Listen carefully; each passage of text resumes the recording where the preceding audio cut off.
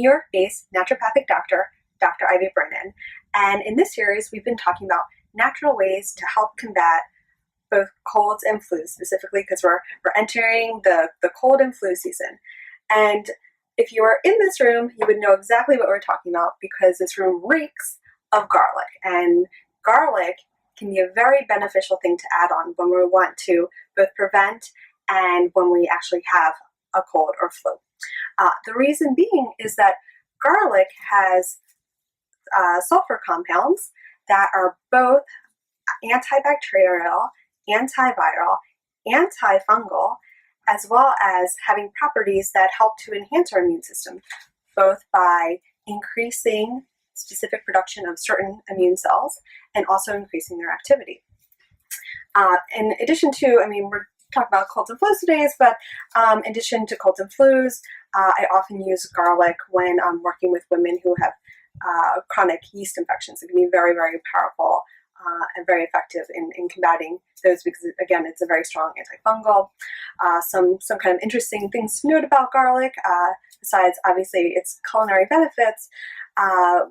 Some studies have actually shown that it can fight against MRSA, so that is a type of bacteria that is resistant to certain antibiotics. So garlic is very, very powerful. And so now that we know that garlic is powerful, how do we use it as far as a way to combat colds and flus? So I didn't mention this in the first series, or the first part of this series is that, well, one, you really want to start using this as soon as you feel like you're coming down with a cold. And so what are the common signs? And of course, everyone is different. I know for myself, when I'm coming down with something, I typically start feeling very tired for no reason. I have lots of energy. I will feel some muscle aches. Sometimes I'll have like a little bit of a sneeze and I worry, oh no, is this allergies? But no, it's a cold. For other people, sometimes it's a sore throat. So it's really recognizing those early signs, because if we really act when we're at the early stages of a cold and flu, we're going to have much more success in decreasing its duration.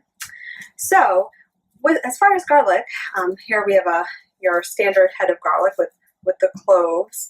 And the typical recommendation is 2 to 3 cloves of garlic, either every 4 hours or 3 times a day. Tendency that 3 times a day is easy to remember.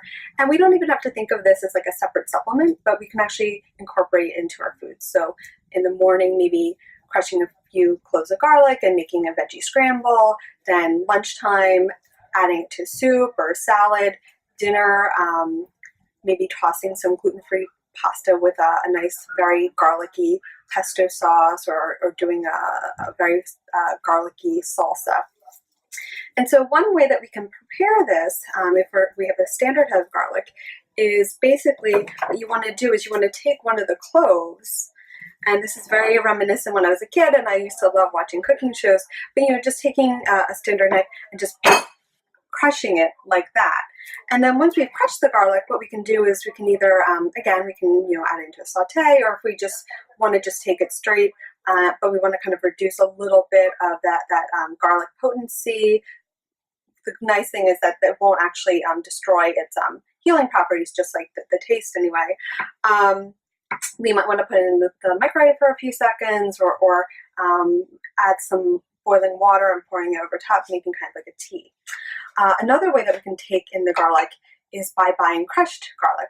There's a lot of different companies that carry different forms. Obviously, organic is best, and ones that don't have a lot of preservatives. But this can be a very easy way to get the garlic, specifically for using it to prepare foods. The equivalent dosage would be 1 teaspoon. So 1 teaspoon is about 2 to 3 cloves of garlic. Another way would be actually using powdered or granulated garlic. Again, you can find this in most stores. Because it's dry, we need less because there's no moisture in it. And the equivalent dosage would be about 1/4 teaspoon.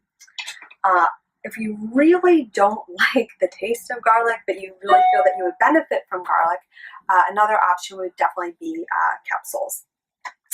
And just some things to know also as far as garlic is concerned. So there are certain people that probably should stay away from this as an option. So anyone who has intolerance or an allergy to alliums, so that's also other sulfur-containing strong vegetables like shallots and onions.